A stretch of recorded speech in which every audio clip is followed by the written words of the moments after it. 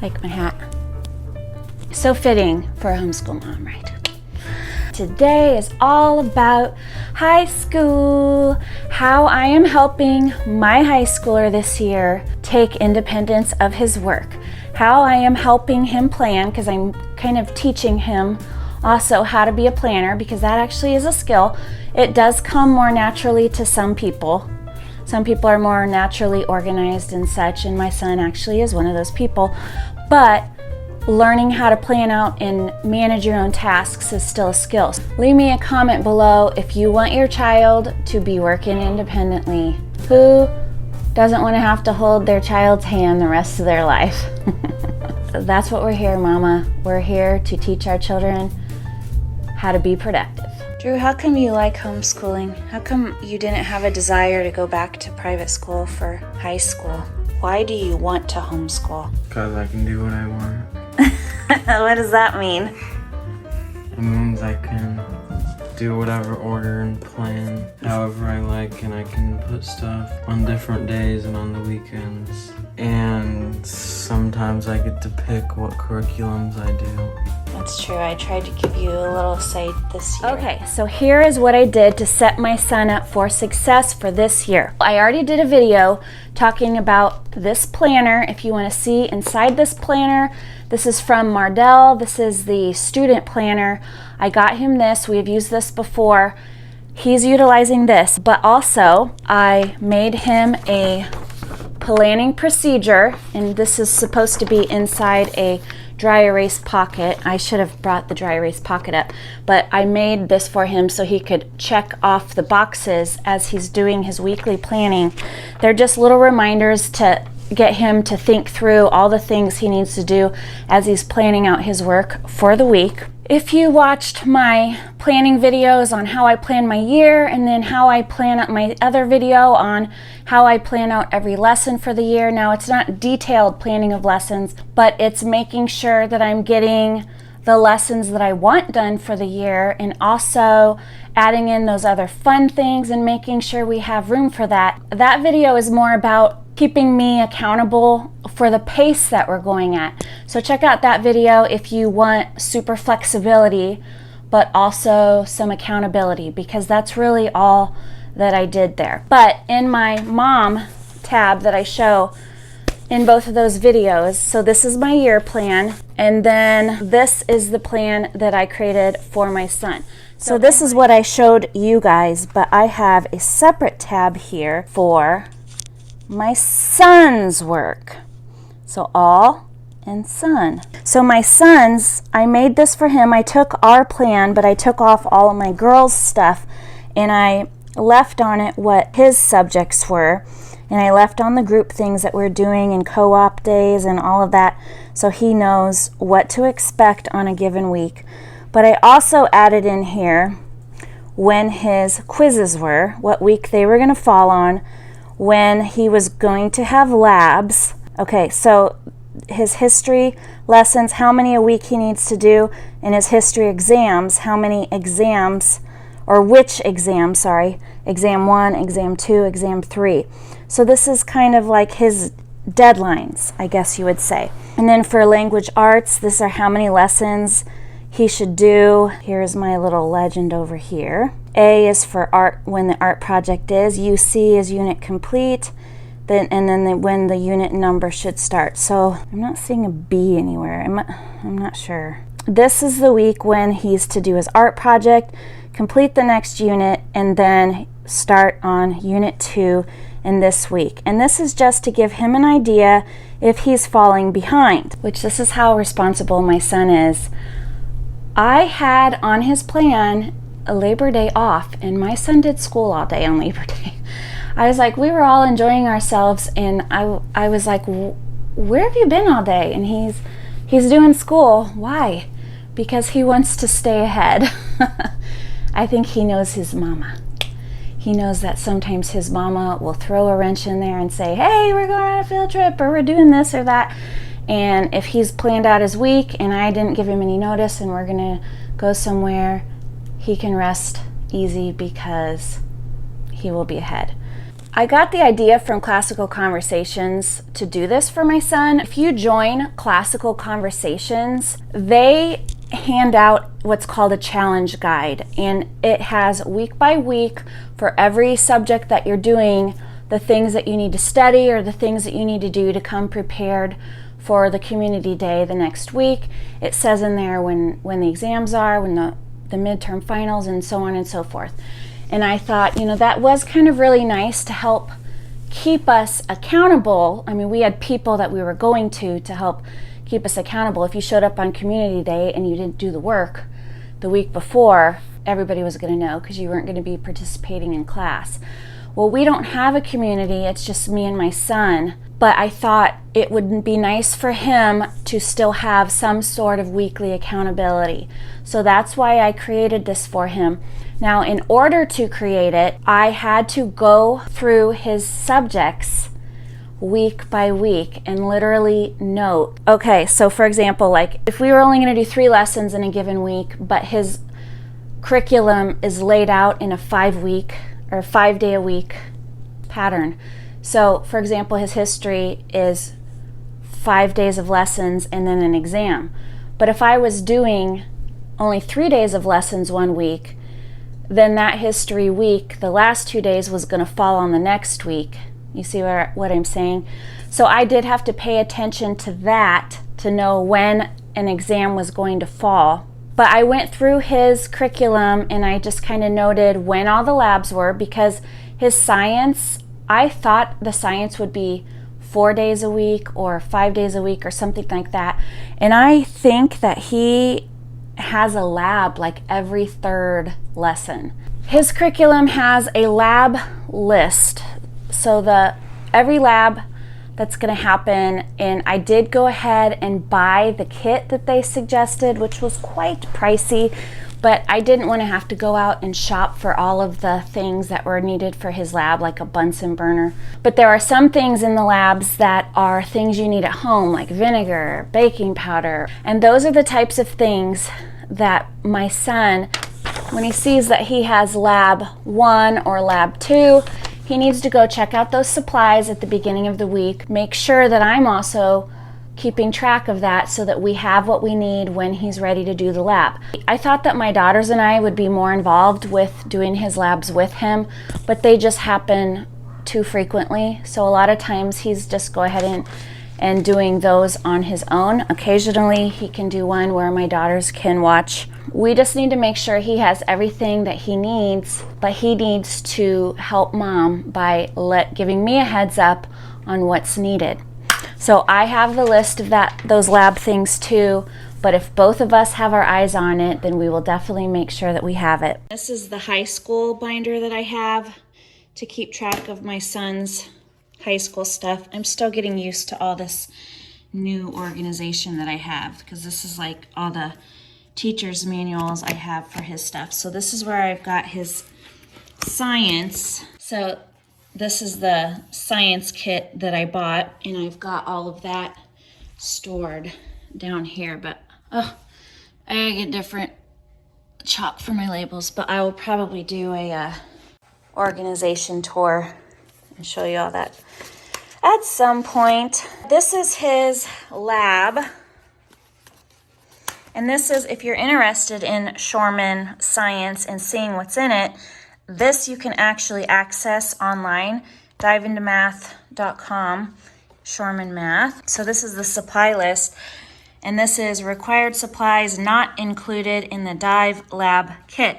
So things like sugar, vinegar, baking soda, most of this stuff. I mean, I don't necessarily have distilled water on hand all the time. Fishing line, I wouldn't have, we're not fishermen's, so on and so forth. But for every single week, so for lab 1, whatever's on his schedule, he would need to look over here and say, Mom, do you have sugar? Make sure we have sugar. I've got lab 2 this week. Mom, make sure we have M&Ms. And then show him how to use the spreadsheet. For lab 3, Mom, I need where's the vinegar and the baking soda? So this is just what he needs to check every single week and make sure that I'm aware, so that make sure that we have it. I need to move the science lab list to Mom's planning binder here. So the planning procedure. I'm literally trying to teach my son to not need me, to not depend on me, because he is way more structured than I am. I'm very organized, I'm very good at planning, but I'm also not very structured in the day-to-day. Like, I like variety every single day, I guess. So it's just never the same, and that's one thing where my son and I are different. So because he likes things to be the same every single day, he can take responsibility for himself. So I created the planning procedure so that he knows all the things that he needs to check and make sure is on his planner that he can write in if it applies. So this is Drew's weekly checklist here. He likes baseball, so I made this for him, and his room is kind of red and blue, so this just looks nice on his bulletin board. If you can hear my dog, I'm sorry. So Drew's weekly checklist. So the first thing is to check the year plan for the number of lessons. That is this plan here. Check what labs he's doing for the week and check the supplies, making sure that we have whatever is in the from home column, and he can also go ahead if he wants to. He could grab the supplies from where I have them stored.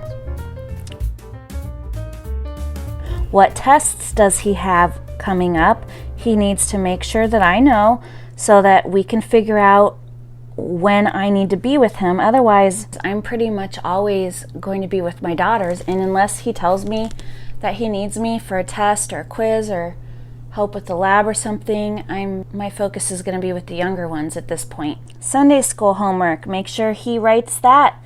Sometimes his Sunday school teacher will send the homework, by Monday. Sometimes it doesn't come until later. So if it comes in later in the week, say on a Wednesday, this box shouldn't be checked off, so he can remember that it still needs to be added there so he can do it. Math, history, science, Latin, language arts, his co-op, and any reading he needs to do. So this is like how he's going to plan out his lessons. So let's just take a look real quick at this week. So this is how he is planning out his lessons. This is what I'm talking about. Just make sure you do it for science. I think when I talked to him, he told me he's not really adding math, and he is not adding Latin on there because they're just easy for him to track. But he's kind of just writing out what he's going to do each day. I'm going to explain why this is so highlighted here in a minute. If he has a haircut appointment or a doctor's appointment, or we have any planned outings that we know of coming up, I will try to let him know, and he can mark that on there so he knows, he can't do a full day's work because we've got a half a day where we're going to be out at doctor's appointments. Set aside time for special projects. He's definitely done that in here, and I will show you that, because his history, it has regular assignments, but he also has a bigger project. Actually, he has two big projects. He has a portfolio that he works on every single week, but it doesn't tell him what to put in the portfolio. It's just something that he needs to keep up on. And then he has one big project a quarter. So this quarter he's supposed to draw a very detailed colonial map. Once a quarter, special projects. So how do you fit those in? For my map quarterly project, Where he has to draw a colonial map, this is the map you've picked out, right? Yeah. To draw in that detail? No.